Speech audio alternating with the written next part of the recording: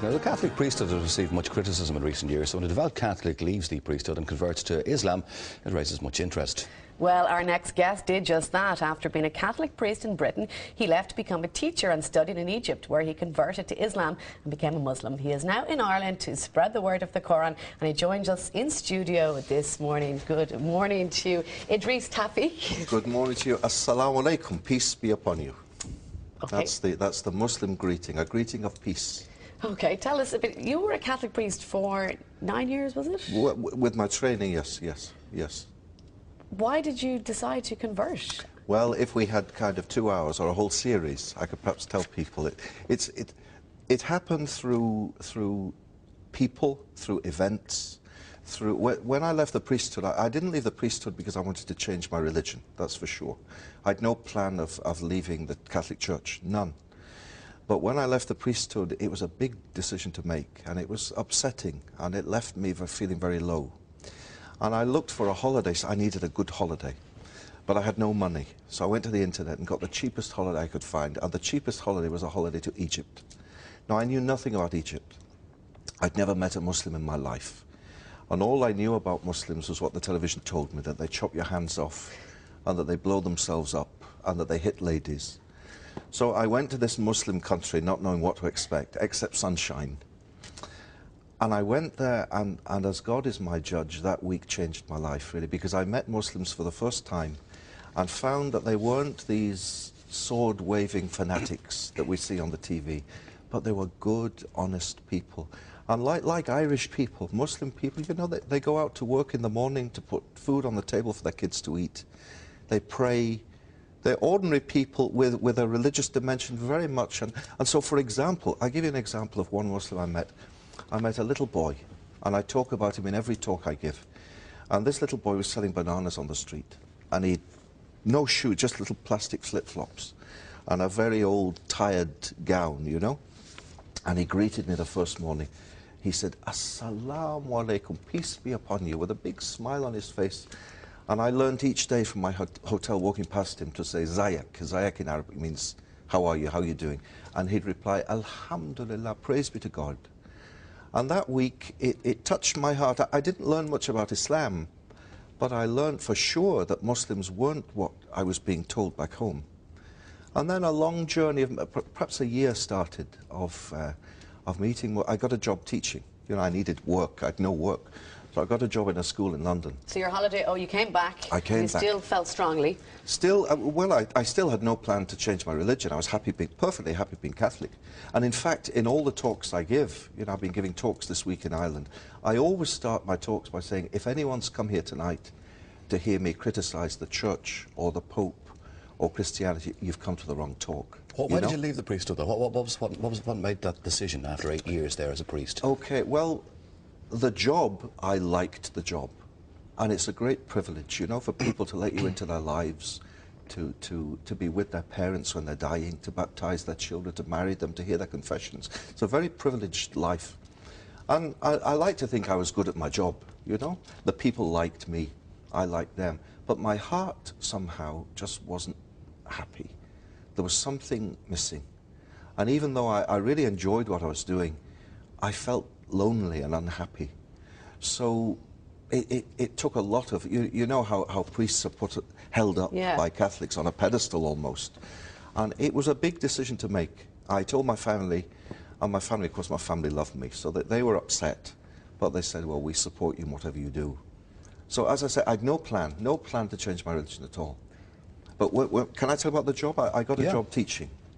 And in the school where I was in London, there were lots of Muslim kids. Very naughty school I was in, very naughty. They had every wrong thing you could imagine they did, but I liked it. I liked the kids, and they liked me, and I was teaching them about religions. All my life I taught, as a De La Salle brother, I taught about the Catholic faith. Well, for the first time I was in a state school teaching about Islam, Judaism, all the religions. Well, I didn't know much about them, so every night I had to get the books out and read, you know. And the more I read, and the more I read, and the more I liked what I read about Islam. And the kids in school were having their effect on me. Ramadan came, you know, the holy month of Ramadan, of fasting. And they came to me and they said, sir, it's Ramadan and we've got nowhere to pray. and your room is the only room in the school with a carpet. You know, you could call it a coincidence. Yeah. They need a carpet to pray.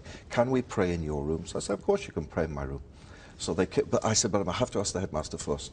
So I went to the head and I said, these boys, Muslim boys, would like to pray in my classroom. Is it okay? He said, fine, but you have to sit at the back, because knowing these kids, they could steal the carpet. You know? So I sat at the back for the whole month of Ramadan. And for the first few days, I just marked my books and prepared my lessons and paid no attention. Then as the days went by, I'd look at, oh, they're doing this now. Oh, they're doing this now. And I secretly went to the internet and I learnt the prayers in Arabic they were saying. It was a slow process. A very slow process. And it is a lovely religion, and there is a lot of peace, and there is a lot of love espoused. Yeah. But how do you reconcile and equate that with the fact that there are hundreds of thousands of fundamentalists who go to the other extreme, and there is no give and take? It is do it our way or we'll kill you. Okay, well, the way I'd answer that would be that this island of Ireland is no stranger to extremism and fanaticism done in the name of so-called religion. And the things that happened in the north in this island bore no relation to the message of Christianity, of love and peace. Well, in the same way, things are happening in the world. You know, the other day there was a thing on the TV, and it said that this young girl, this Christian girl in Afghanistan, had been killed because she's Christian. And when I saw it, I was sad. I wasn't angry, I was sad, and thought, what a shame that people misunderstand so much. And what a shame that people watching this think, here we go again, Islam and Muslims. If you want to meet real Muslims, come with me to my house, to my home in Alexandria, to my building. On the ground floor, you'll meet Ahmed and his wife and kids. On the next floor, Mahmoud and his wife and kids. On the next floor, Sharif. Ordinary people who pray, no hand grenade in their pockets, you know, no suicide belt. Yeah. It is very much a religion of peace, but unfortunately, people who shout loudest get hurt, make news. Yeah. That makes news. A little old lady teaching her granddaughter how to recite the Quran doesn't make headlines. Doesn't make the news. What type of reaction do you get, though, from Irish people? I mean, you give speeches in Ireland. What type of reaction do you get? I mean, I've had a lovely reaction this week. Do you know, can I mention Jerry Ryan's show? Last Friday I was on the Jerry Ryan show, and a lady phoned in, and she said, I'd like to ask a question. She said, has Idris Tawfiq come to Ireland to convert the whole of Ireland to Islam? And I said, my dear, I haven't come here to convert anyone to anything. I've come for two reasons. One, I've come to encourage the Muslim community to be good Muslims. And two, I've come to encourage tolerance and dialogue and understanding between Muslims and those who aren't. So after that radio show, the first thing I did after praying at Clonskeagh Mosque was we went and we met the Anglican Archbishop of Dublin to say, Assalamu alaikum to you, sir. Christians and Muslims are friends. We have so much in common. We want to work together as people of faith. While I've been here, I've met the mayors of the Lord Mayor of Dublin, the Lord Mayor of Cork. He gave me this little lapel pin, which I promised to wear for the show today in Cork City. The Mayor of Limerick, the Mayor of Galway yesterday. And telling them, through meeting them, telling them that Muslims in Ireland want to be part of this Irish society they live in. And hopefully it'll work, and hopefully everyone will assimilate, change some and opinions. society can come together. Inshallah, as we say, God willing. Thank you very much, Idris. Pleasure meeting you this morning. Thank you very much indeed.